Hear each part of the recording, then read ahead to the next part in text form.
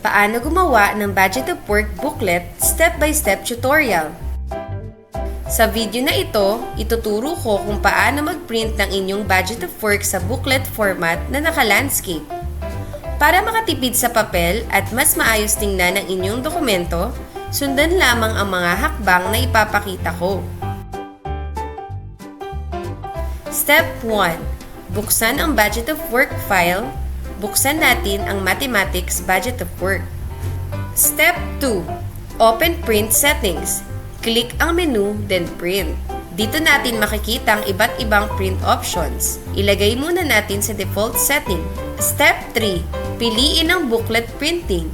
Kung mapapansin ninyo, ang Budget of Work ay naka-portrait kahit ang papel ay naka-landscape. Click natin yung auto-rotate pages within each sheet para maging landscape. Dito sa booklet subset, kapag both sides, back-to-back printing na siya.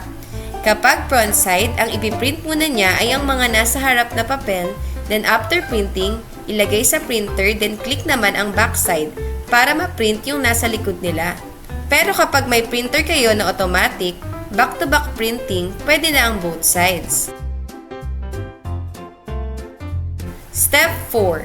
Click Properties. Make sure na A4 ang size ng papel, then click OK.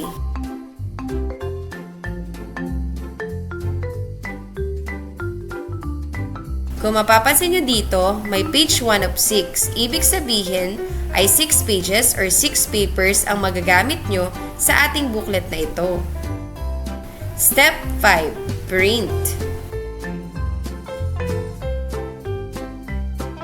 Step 6. Antayin mag-print at ayusin ang mga ito.